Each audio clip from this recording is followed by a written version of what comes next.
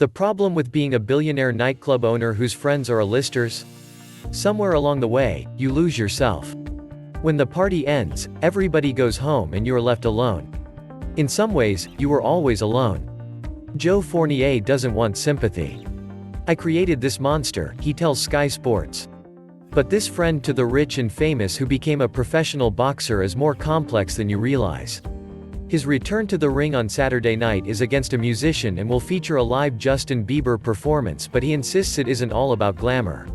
Is that hard to believe? A little.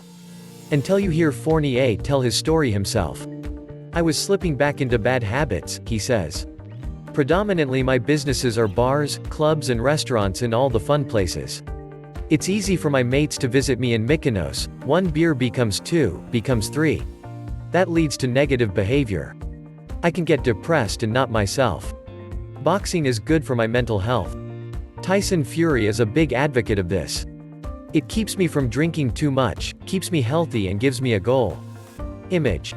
Fournier is a friend of the rich and famous who turned to the boxing ring. The scarcely believable rags to riches tale of Joe Fournier has been told before, but, ahead of ending a 4-year hiatus from the ring, this is the first time he has spoken so openly about why he is so deeply attracted to boxing.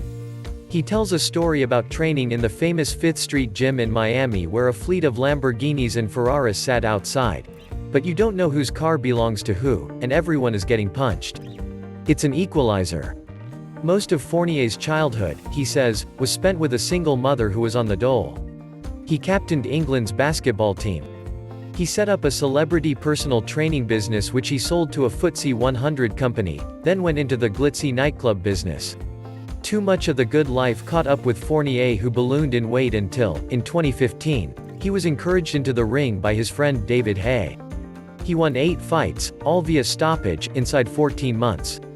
But there are black marks to his record which led to criticism. After a fight in Belgium he was banned for testing positive for a banned substance. Yet he still appeared in the WBA's top 10 rankings, which raised eyebrows.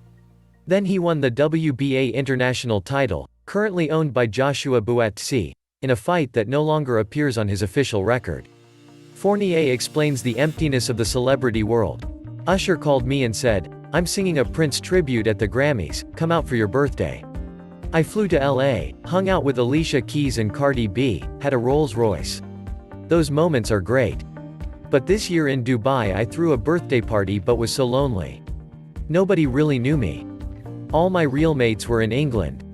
I paid for 100 people to eat and drink but none of them cared about me.